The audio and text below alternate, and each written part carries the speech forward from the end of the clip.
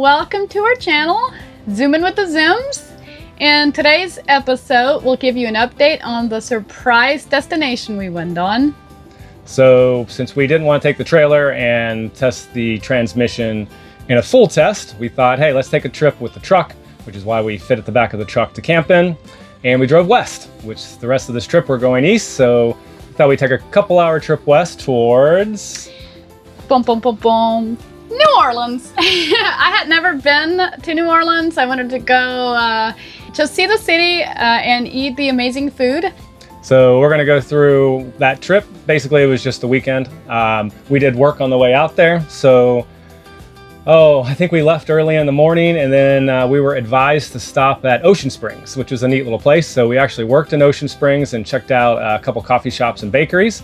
But Ocean Springs itself was pretty neat.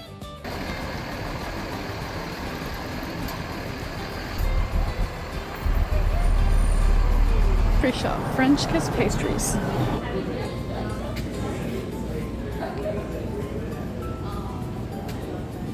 Gotta try our pastries that we got. This is a blueberry cream cheese something. An eclair?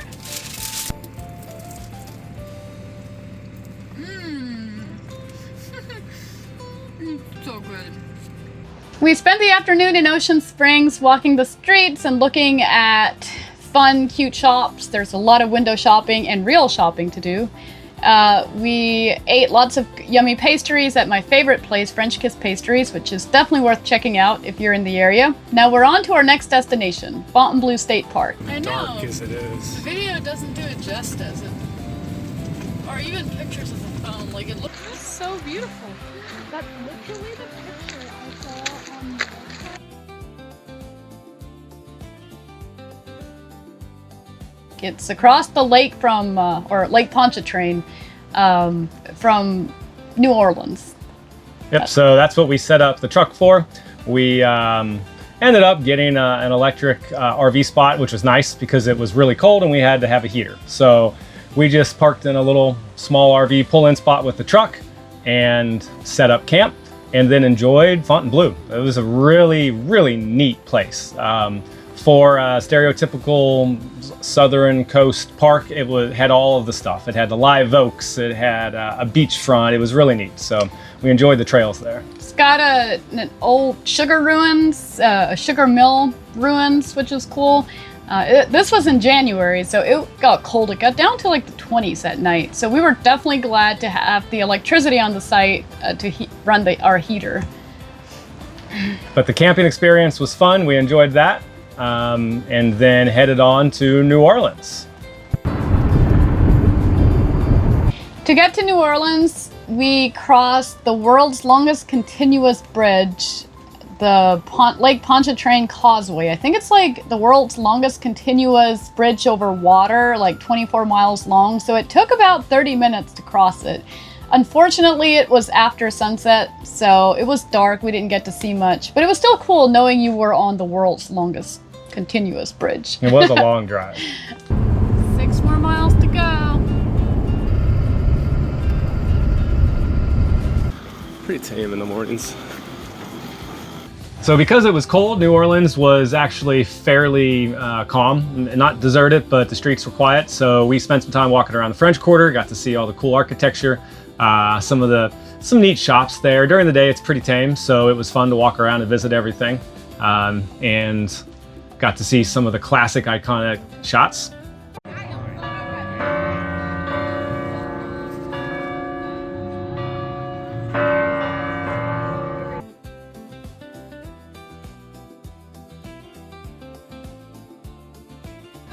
And then, of course, one of the things you have to do there is try the beignets at Café du Monde.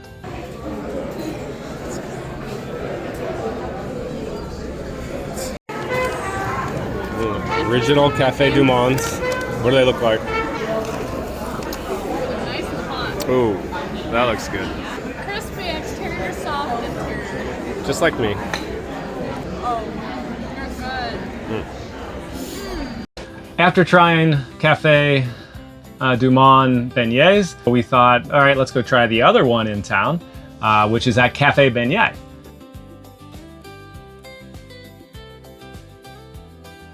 Ooh, these are definitely softer than the Cafe du Monde. All right, this is how we do this.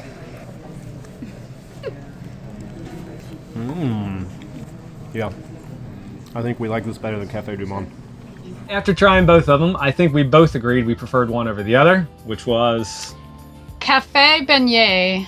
Oh, were definitely better. Well, the reason was they served them with chocolate and fresh strawberries, and you can't beat that. I did like the texture of the Cafe du Monde, but it had too much powdered sugar for me, which I think some people prefer. So they were both really good, and it was kind of fun comparing them and doing both. After that, we hopped on a trolley and went on over to the Garden District. The trolley system was pretty easy to get around there. It was, you can get a day pass on your phone, sign up for it, and then hop on and off. They have a schedule you can follow. Like $1.50. It was $3 for the whole day, $1.50 a trip, something like that. So it was worth it, and then Leah thoroughly enjoyed the Garden District. I did. Lots of cool old mansions. The architecture in New Orleans is amazing. So it was awesome seeing all these really old houses. They're really well preserved, and there have been a lot of movies shot in the Garden District. So it was just really cool to walk through, see all the beautiful gardens and houses. The Garden District is a little more family friendly to walk around than the French Quarter.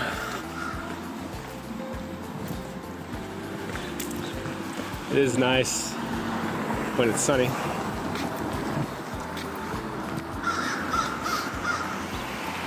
Cool houses.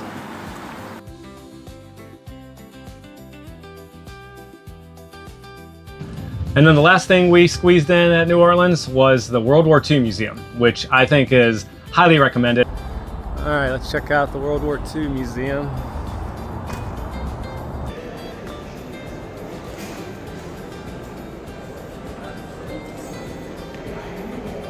I would go to New Orleans just to go to the museum. It's worth a trip if it's a short enough trip to get there. It was the coolest World War II museum. I think it's the most in-depth World War II museum in the States. They make the museum really personal. They took people's stories from all different walks of life during the war. So whether you were a woman at home taking care of the house while your husband was at war, or whether you were, on a ship, whether you were flying a plane, it took you through the entire span of the war from one person's perspective, and I really enjoyed that. For breakfast, lunch, and dinner. Please make sure your belongings are stored and enjoy the ride.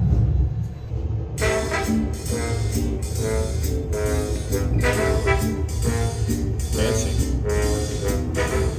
I remember seeing the posters on the wall, and I really wanted to be a Marine. And most of the exhibits were really neat, immersive exhibits. We didn't get a lot of video footage of all of that, but it walked you through, what it was like in the Pacific campaigns, or what it was like in the European campaigns, and it was really well done. And also, couldn't get any recordings of this, but they have a couple movies that they do that were produced for the museum specifically that were really cool.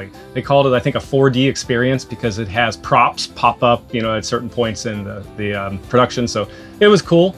And then finished with some a bunch of planes and different things in the hangar bay that were preserved, and you can walk around and see. So definitely worth it. Even if you're not a huge history buff, it's still well worth it, I think. After the museum, we walked around downtown after dark to watch some live music, get some New Orleans jazz.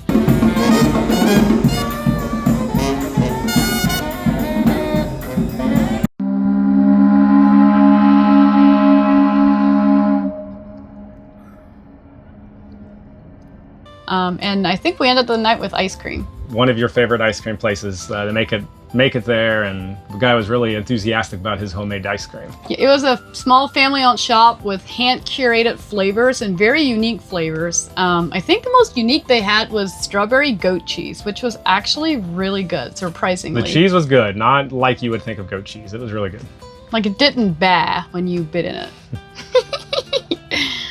The next morning, we well, mostly Zach was sweet enough to accompany me. I'm trying to go to every state capitol building and take a picture. And the Baton Rouge Capitol was an hour out of the way to head back to Orange Beach, but we left extra early to accommodate for that. We got to the state capitol building right as it opened. So we're at our very first state capitol building. My bucket list is to take a picture at every state capitol building. Yeah.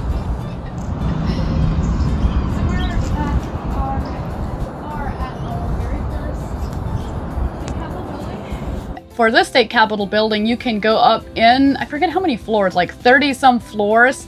And so it offers a really beautiful panoramic view of the Mississippi River, which I really enjoyed. We are at the top. There are views on every side. Oh wow, there is the Mississippi River.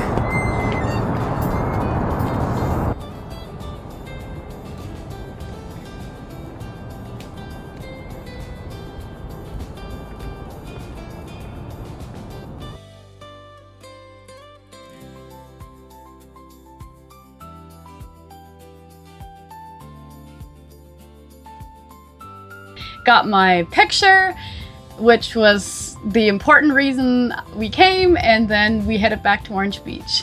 So after visiting the state capitol, we had the semi-long drive back to Orange Beach, or Foley, where we were staying, and back to the washing machine troubles, and hopefully no more transmission troubles, because it did pretty good on this trip, so I think we're ready to move on to the next destination.